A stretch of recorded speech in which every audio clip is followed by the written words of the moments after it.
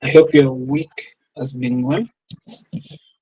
And I also trust that you completed the leg successfully. We're just awaiting the graduation. Yes. So, good. Congratulations in advance.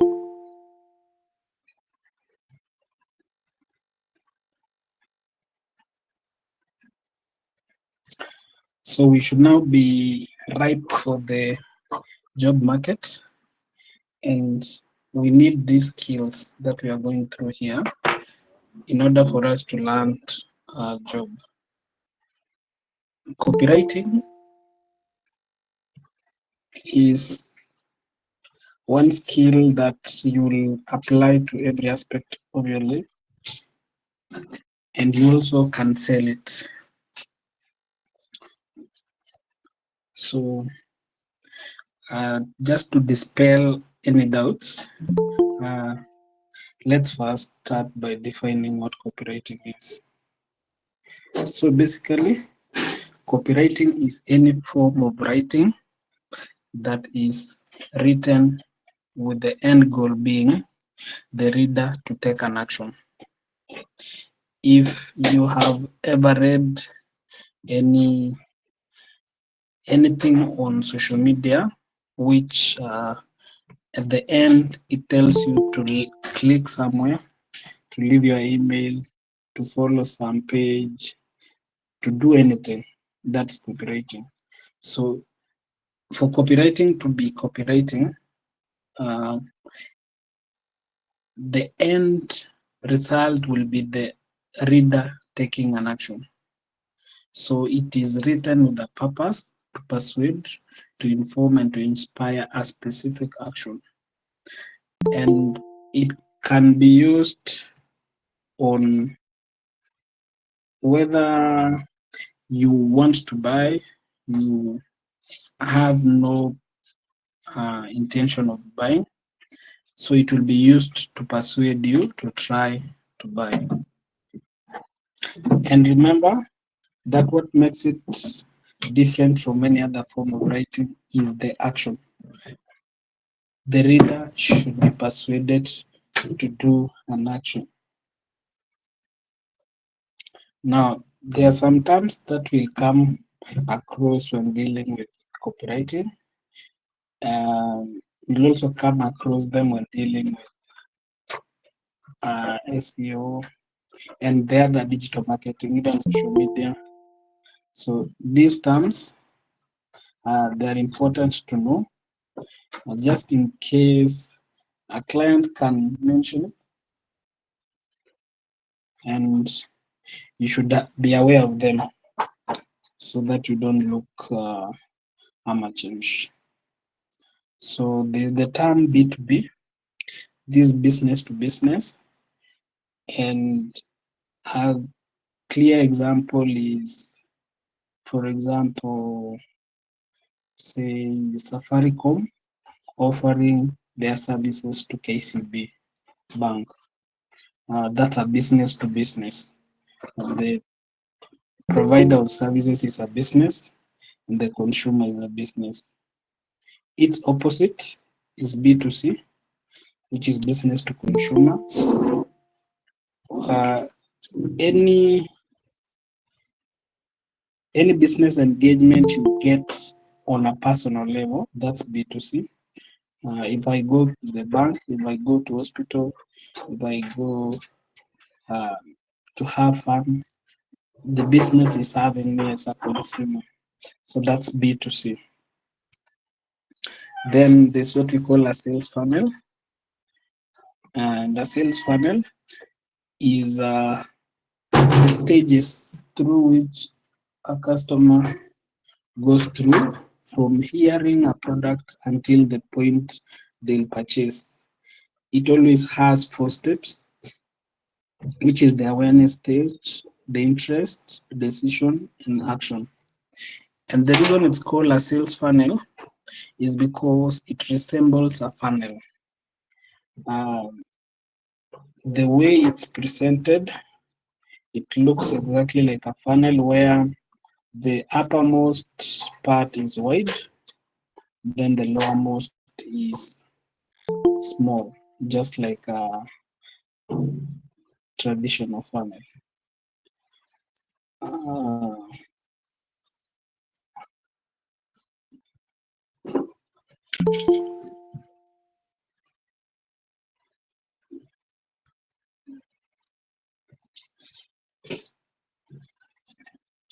so this is an example of the sales funnel.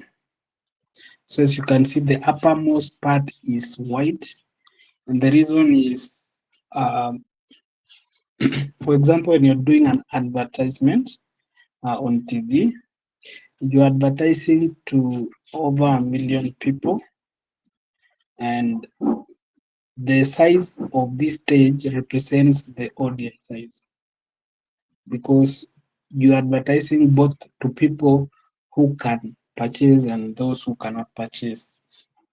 Now, once you've advertised, it comes down to interest. There are some people will be interested in whatever the advert was selling. So, of course, you'll have sieved out those who had no interest. So, the number of the audience reduces. Now, amongst those who are interested, there are those who just wanted to know the price, they wanted to know what's different. They were not really serious about it. Then there are those who they are really seeking for that product or service. So those who are seeking for the product or service will go to the desire stage because they desire to have the product. So those who just wanted to maybe find out some information will be sieved out. So the number of people reduces. Then from those who are serious about purchasing, a number of factors can determine whether they'll really buy. For example, the price. Some people don't like trying new things. So if it's a new product in town, then they won't buy, even if they have the desire. So you'll end up with a very small fraction of people purchasing in the action stage. So that's the sales funnel.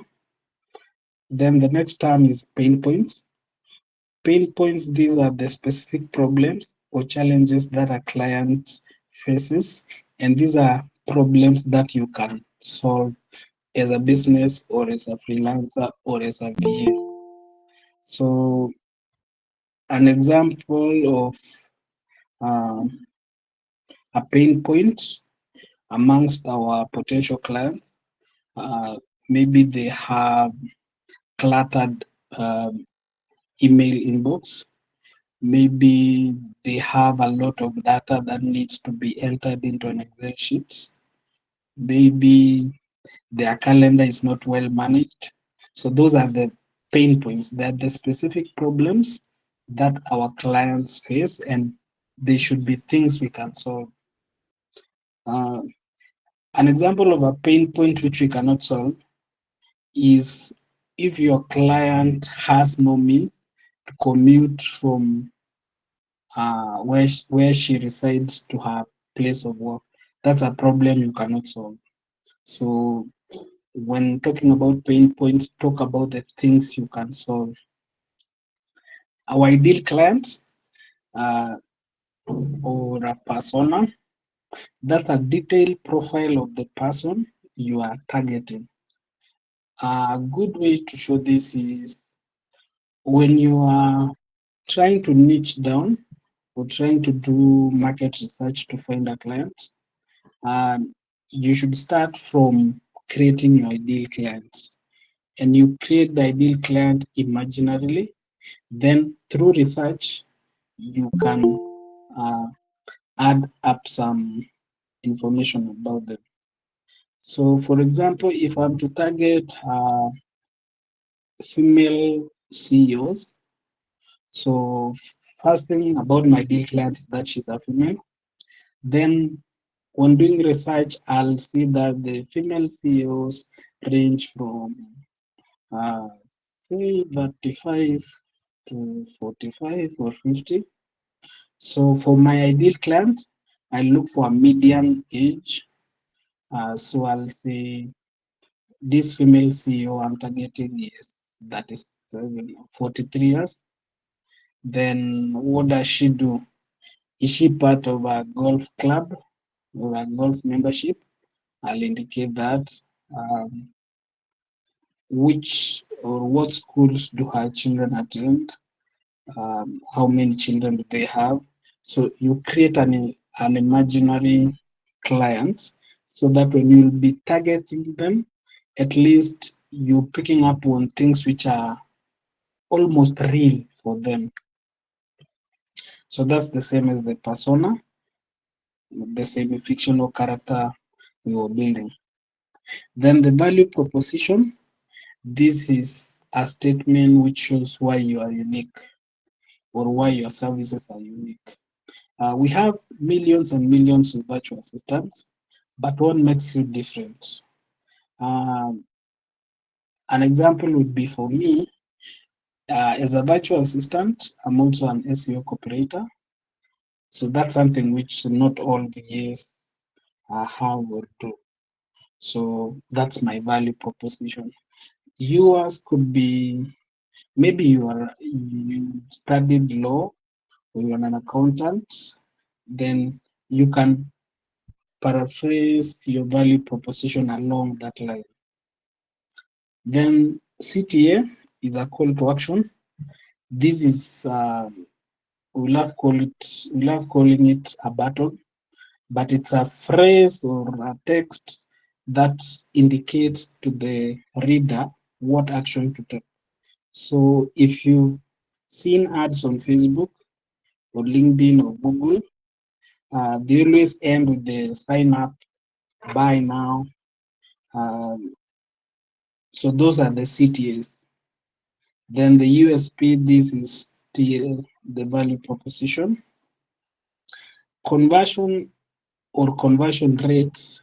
So conversion is when the user you've pitched your service or product to takes the action you wanted them to do. So if I wanted them to buy, maybe I'm selling socks. So those who will buy, I'll consider them as conversions. And to find the conversion rates, I'll do the percentage of those who bought against those who I advised my products to. Engagement, these are interactions such as comments, like shares, and clicks. Some of these terms like engagement could sound simple, but when you're doing social media management, a question could pop up maybe during the interview about engagements. And if you're not conversant of these aspects of engagement, like comments, like shares, and clicks, then you could be caught off guard. Now, copywriting is presented to us in different ways. The most common ones are emails, and that's why we have email copywriters. Social media posts and adverts. We have cover letters, which we write when applying for jobs. That's copywriting because the intended action of the reader, who is the HR or the hiring manager, is that you want them to hire you or you want them uh, to schedule an interview with you. So that's a form of copywriting because you have a specific action in mind. Then websites, adverts, then we have the videos, which are adverts called VSL, video sales letters. We have sales pages, we have ad copy, we have Facebook ads or social media ads. We have um, billboards. Billboards are also forms of copywriting. Adverts you see on the newspaper, those are printed copywriting. And just to mention, when you do copywriting or when you write a piece which you're using copywriting, the piece or the article or the advert is called copy and it doesn't have plural. So whatever number they are, you just call them copy. Okay, so these are just examples. These are social media ads, and you see from the text, then we have the CTA here. This is learn more, this shop now. So they try to convince you to do what they actually say. Also, this is an advert, shop now. And if you see how personal they are, for example, this one is saying, these are in your wish list and would love to go to your cart. So they are talking to you. They are not talking to a group with a number of people. They specifically talk to one person, the ideal client. And that's what your copy should do. These are other examples of copy, and you can get as creative as possible, but you should not be very or so creative that your readers don't get the point.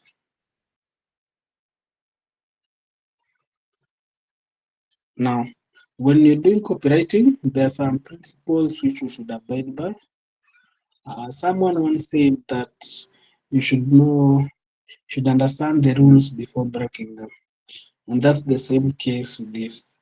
So the copywriting principles are things which guide the way we write our copy. They'll help us clarify our message, ensure that the message is concise, it's clear, and it should not leave any doubt in the mind of the reader.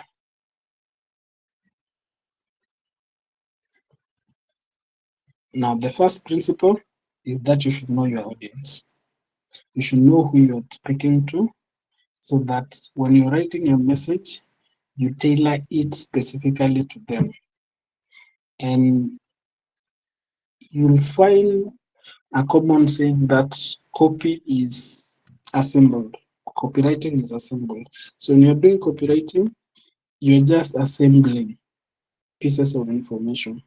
So you research about your client, your potential client, then you assemble that information. Then you try to find out the language they talk. If there's any cliche that they use, you find them, then you just assemble them. So when you know your audience, you'll create a connection with them, you'll build trust, and you'll make your content resonate with them, giving you a higher chance of converting them. The second principle is that your message should be clear and simple.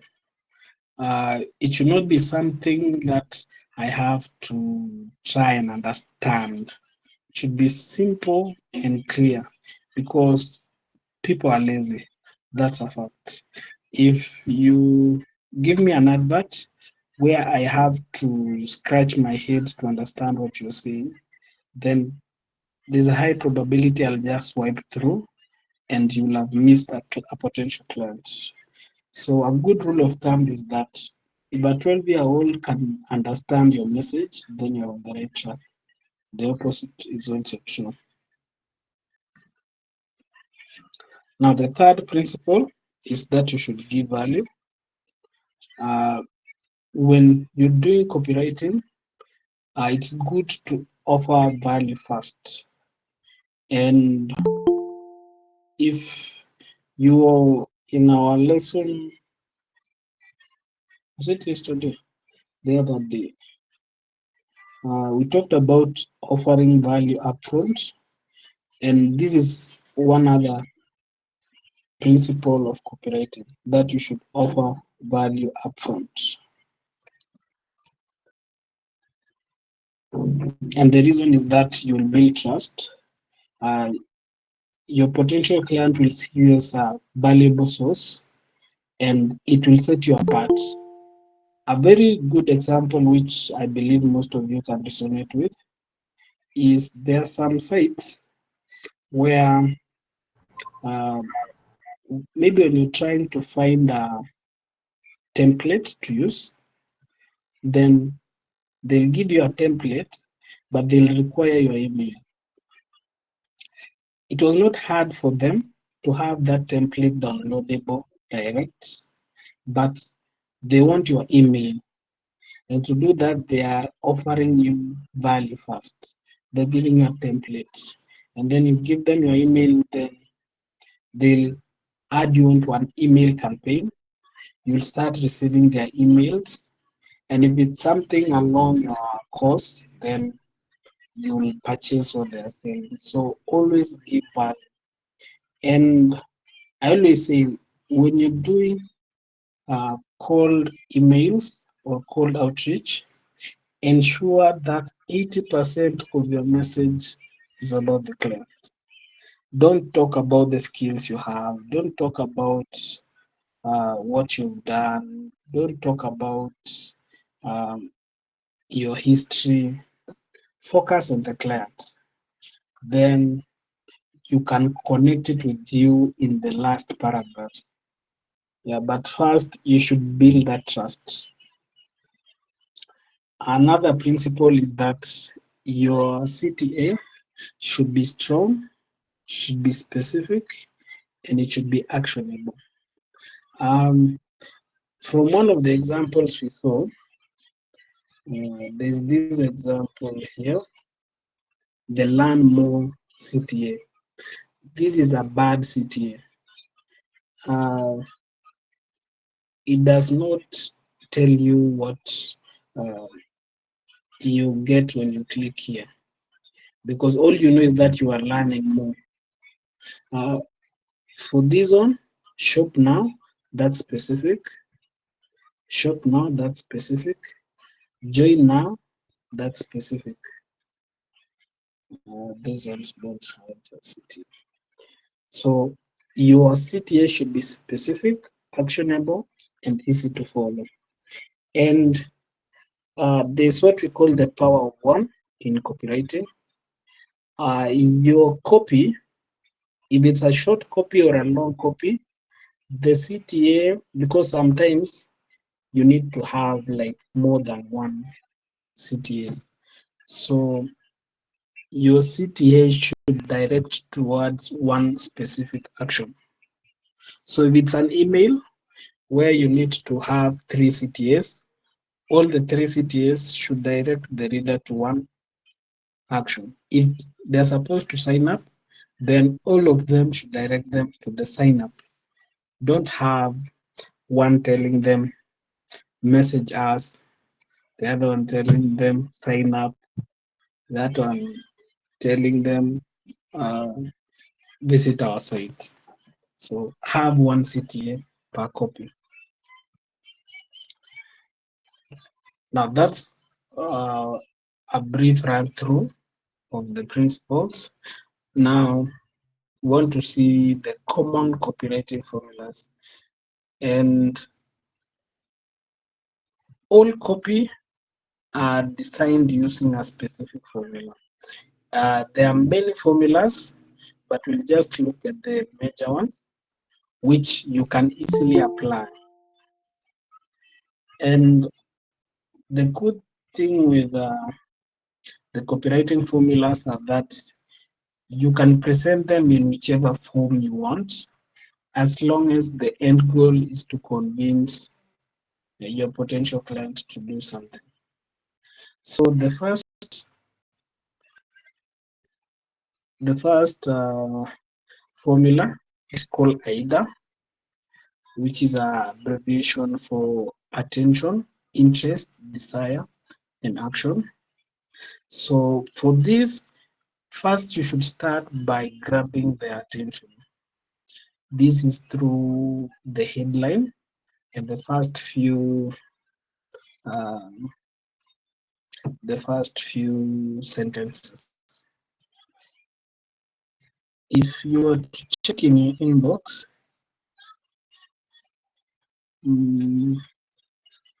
let's see this.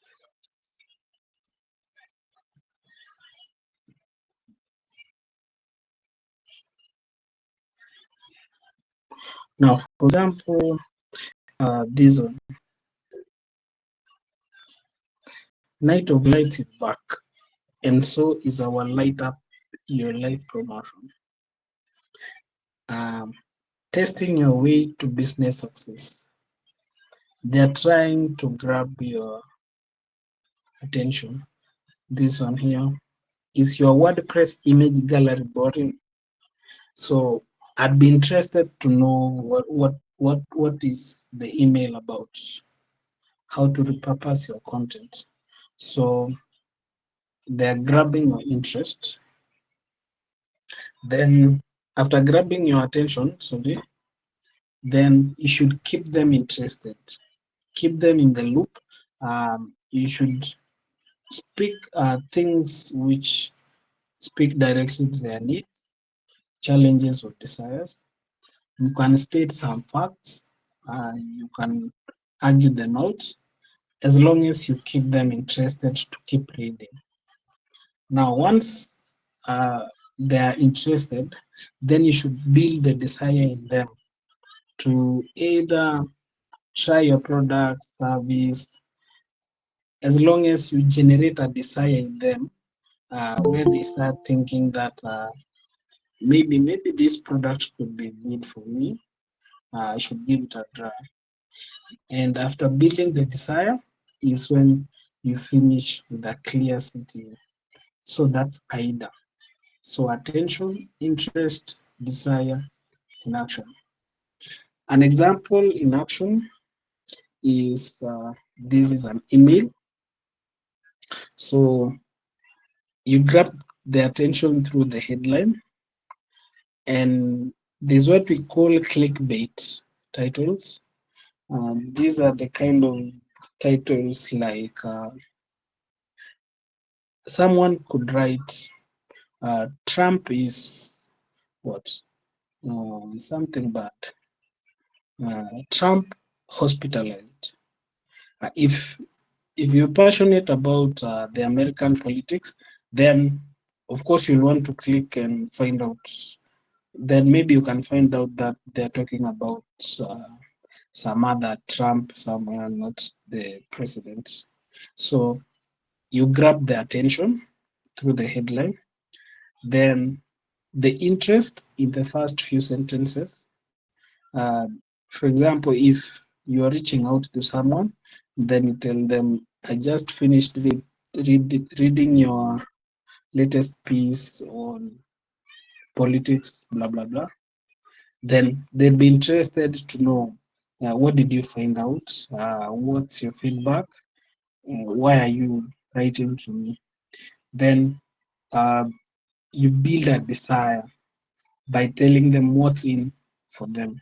So I thought you might also enjoy this because you're building the desire in them.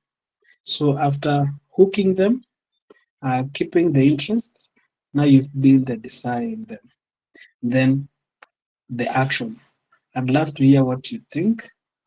If you're interested, I could help writing some copy. So that's the action. You want their feedback. Now the next formula is called PASS, which is stating the problem, agitating it, then providing the solution. So first you should identify the problem, and this we see you do during the research. You find out what are the problems, the pain points that they face that you can solve. So remember, don't pick up pain points which you cannot solve. So pick the pain points you can solve, then deepen the impact of these pain points. If their calendars are not managed, if their email inbox is not arranged, what worse could happen? What are the consequences? So you are agitating, you are making them feel what could go worse. Then you give them the solution. So, for example, the problem you could ask, are you struggling to stay organized with endless tasks piling up? So the pain point here is that they are not organized because their tasks are piling up. Now, to agitate, you tell them what could go worse when tasks pile up. So the agitation here is missing deadlines and feeling overwhelmed can hurt your productivity and peace of mind. Then you give them the solution that with our virtual assistant services, you can reclaim your time, stay organized, and focus on what matters most. So the problem, agitate, then solution. An example with this, uh, finding the perfect hotel can be stressful, almost too stressful to bother. Then you agitate further. Hunting down all your options, working out how far away the local hotspots are, and reading reviews from other guests. Then, of course, there's the price. And all within your lunch hour, impossible. So you are continuing to paint the problem in a bad picture. Then the solution. AwesomeHotels.com makes finding the best hotel deals quick and easy. So that's how you use the pass formula. Then there's the BAB formula, which is the before, after, and the bridge. So for this, you paint their current situation uh, where they are having piling tasks, they don't focus, um, they are not productive enough.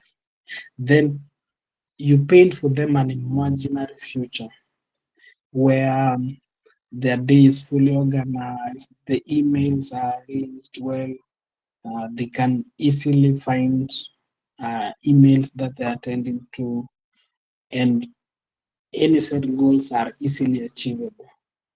Then you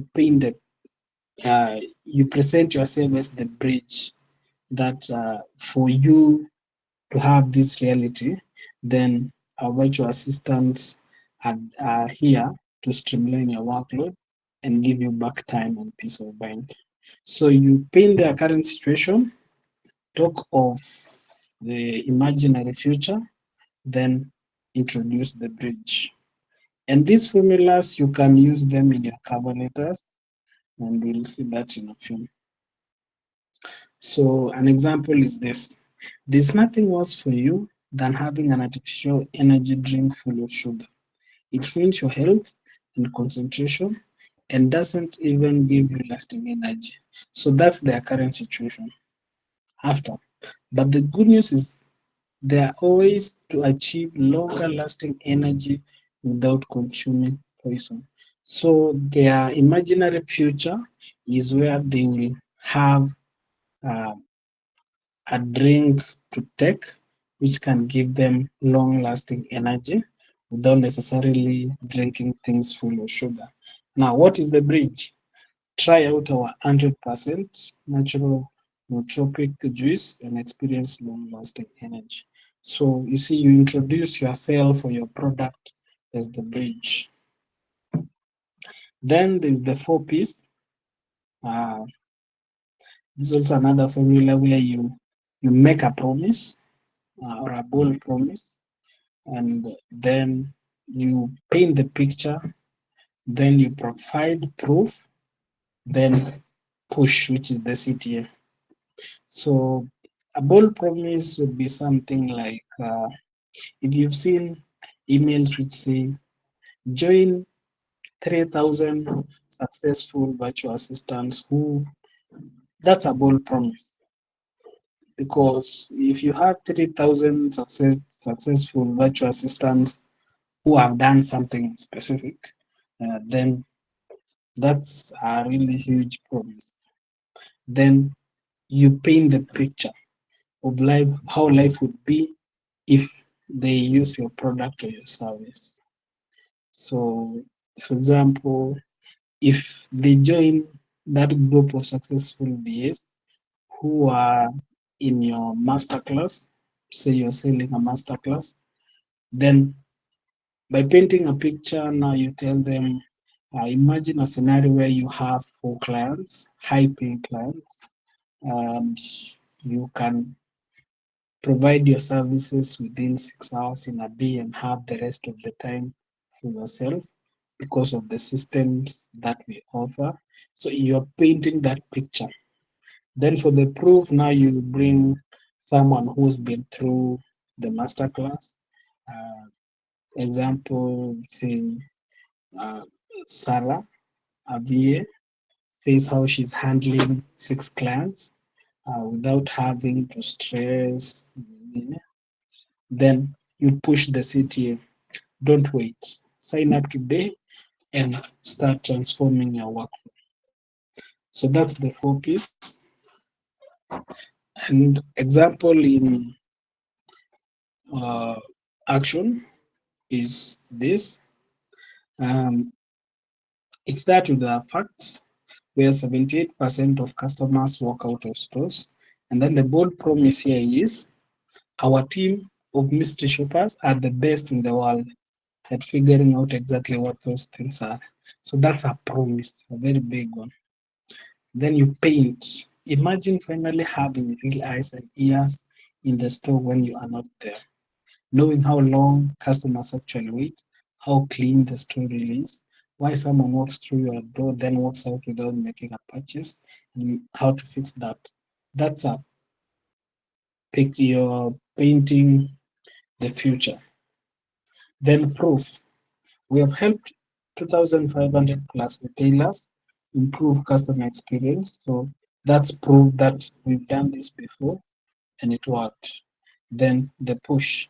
Are you ready for a custom mystery shopping program for your store? Let's talk. So that's the 4 Ps. Now the forces, this I would call a marking scheme for your copy. Just ensuring that your copy, or it's a checklist. Your copy is clear, it's concise, it's compelling, and it's credible. So clear in the sense that you are not using any jargons, you're not using any complex language, you're not using any complex terms. The main idea should be evident clearly. If you're selling insurance plan, it should be evident. You should not beat around the bush. Then concise is eliminating unnecessary words. And what uh, I learned through time is sometimes when you are rereading a copy, uh, some words, if you remove them from the sentence still retains the meaning. And those are the words which you're supposed to remove. Um, I won't find an example, but um, mostly the conjoining words, those are ones which they are fluff. They just add up words in your copy. Then compelling, it should grab the attention and it should engage your audience. It should not be something that is read in passive mode. It should not be something that you can just read without um, affecting your subconscious mind. Then it should be credible in the sense that it should establish a trust to the audience. It should have facts and it should be reliable. So you should not be just talking for the sake of talking. So copywriting is something you'll apply. As I said in the introduction, you'll apply it when applying for jobs and you'll sell it as a service. So when doing your applications, your cover letter, pick I believe it's somewhere down here. So an example is in the elevator pitch, which we learned in the LX program. Uh, you should start with a hook, identify the pain points, and now present your value proposition, what makes you the best for the job. Then have social proof, Have you ever done this before? What were the results? Then the CTA. If you want them to book a call, if you want them to maybe schedule a discovery call, then enter the CTA. Your personal and professional bio on your social media is also another place you can apply this copywriting. You should start with a hook, then you identify your target audience. You see, I'm a VA who serves um, lawyers or accountants. Then highlight your expertise. Then showcase what you've done before, and finish with the city. Personal branding, which we'll look at in subsequent lessons, is the process of communicating unique value. And what I've been telling my previous the guys I've been mentoring is that when you're doing personal branding on social media, ensure that whatever you post, 80% is value you're providing to your prospects, solutions you're providing to them, actionable things they can do. The remaining 20% should still build up to your professional career. So it's a VA, 80% should focus on the prospects. Don't post things about your other peers. Don't talk about, though you can in the beginning, but it's not a good way to do it. Don't post about things you've, um, for example, what you find someone posting that I'm currently available for any uh, role in the VA. Never post things like that. That's too amateur. And unless you have a strong network, then you can post that. But if not, then you'll even notice that no one will like or comment on your posts. And when doing personal branding, which we'll come to learn in subsequent classes, is consistency is key. You should post daily if you want to be successful in personal branding. Now, an assignment which I believe I should have by today's Wednesday, which is Tuesday. I believe you can be done by Thursday. Is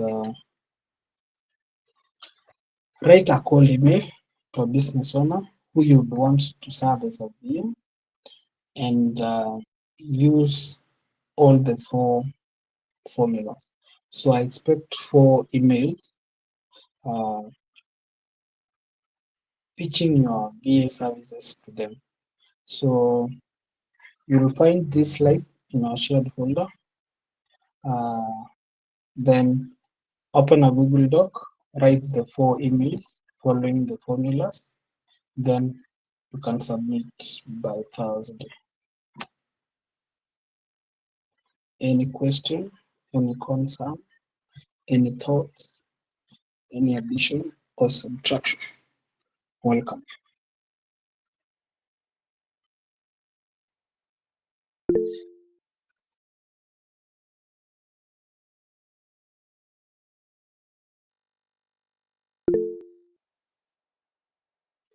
Yes, Alice.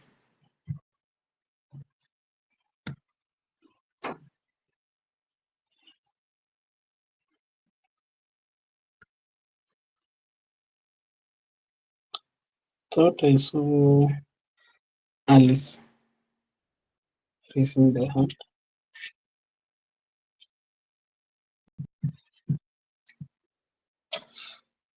If she has no questions, someone else. If you need elaboration on something.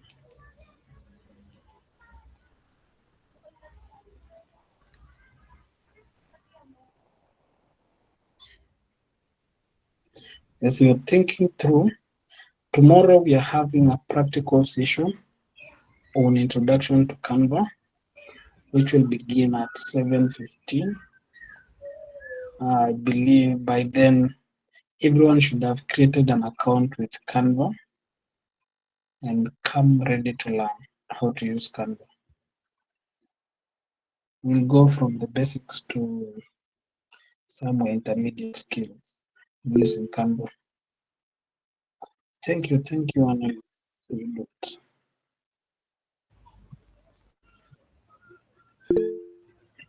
Yes, Paris. You said at what time are we having the Canva tomorrow? Seven Session? fifteen p.m. 7:15. Okay, thank you. Thanks, Nevin.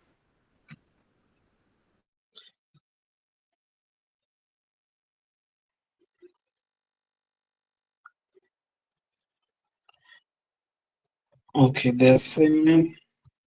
It's in the slide. You'll find this slide in the shared folder. So you, for example, uh, you say maybe you want to be a VA to an event organizer. So write an email to them, to the owner, pitching your VA services using the 4 formulas we discussed today, the AIDA, PASS, BAB, and 4Ps. So I expect 4 emails to the same person so that you can see the different approaches that you can use. So you should do research to find out what challenges they have. If it's an event organizer, maybe they are not posting consistently on social media. Maybe they have a challenge reaching out to prospects. Maybe their calendar is not well managed, and being an event organizer, that could be detrimental to their business. So those are an example of a few pain points. So just find out what the major problems are that your potential client has, then use it to write the 4 emails. Then you'll submit in the form of a Google Doc. Thank you, Leo.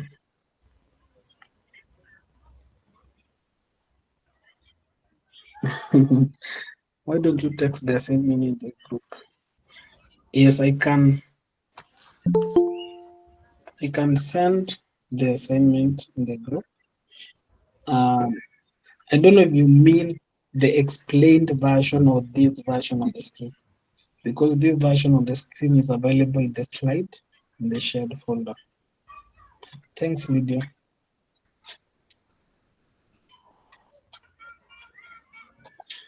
So I can just rephrase the question in the group, and you can still find it in the slide.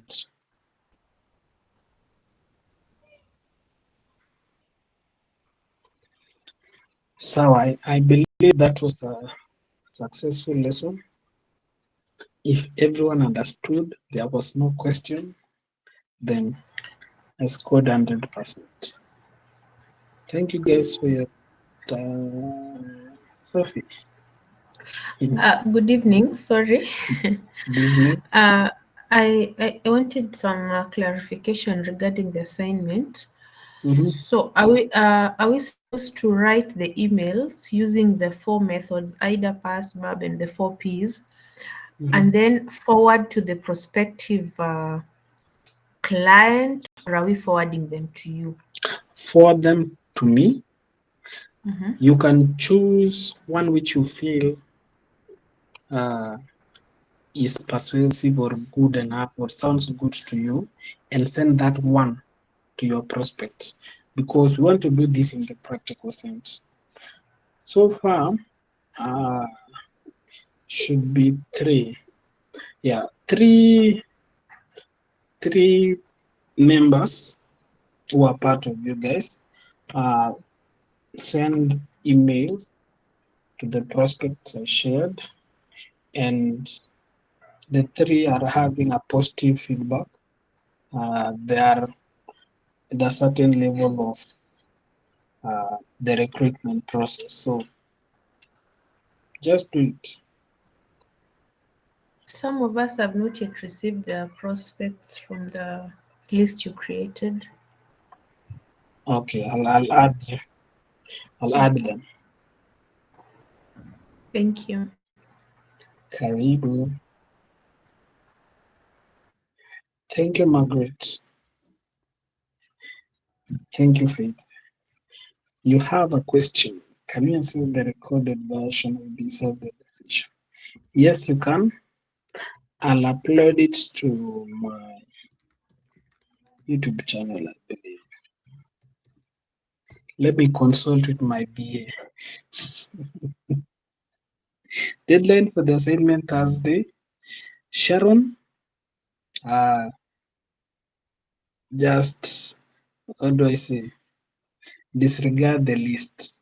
You'll come to know of it when you're Much older. pardon? So I'm yet to reach that stage Yeah, you're yet to reach that when I'm stage. much older. Yeah. Okay, thank you. Yeah. Thank you, Pauline. Yes, Sophie, I'll upload it. Shida sipendange kujisikia. Nikiupload nisikie sauti yangu natoa. But I'll be strong for you guys.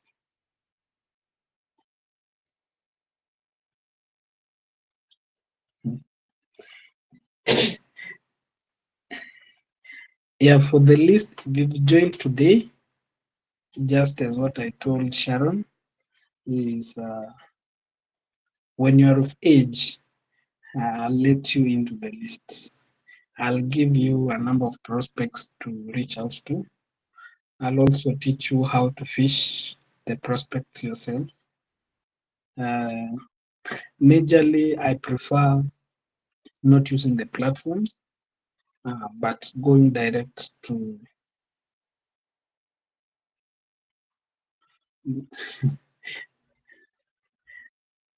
Yeah, I prefer going to direct to clients instead of using platforms.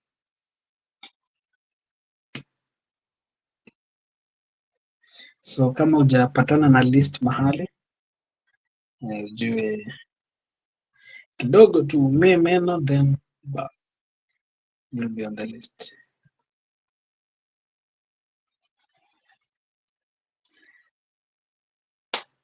Thank you guys. Unless someone, I don't want to lock.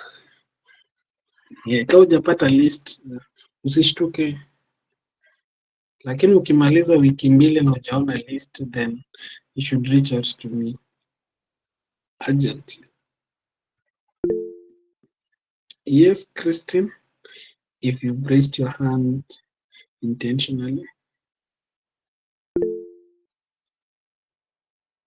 Christine, are you there? It was by Sophia? mistake. Sorry, it was by mistake. Yeah, I suspected. Okay. Sophia?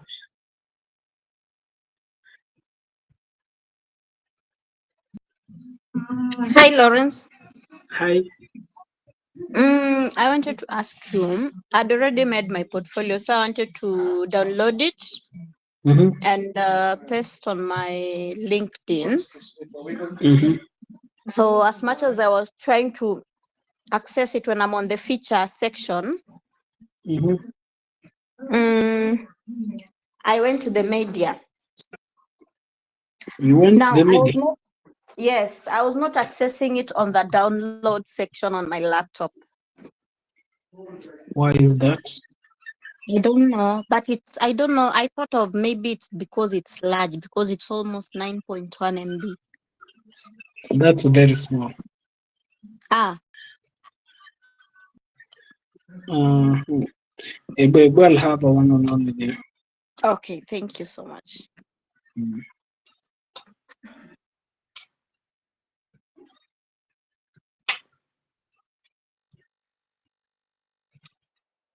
Okay. I believe I'm not leaving anyone out. Have a good night, guys. See you tomorrow at 7:15 p.m.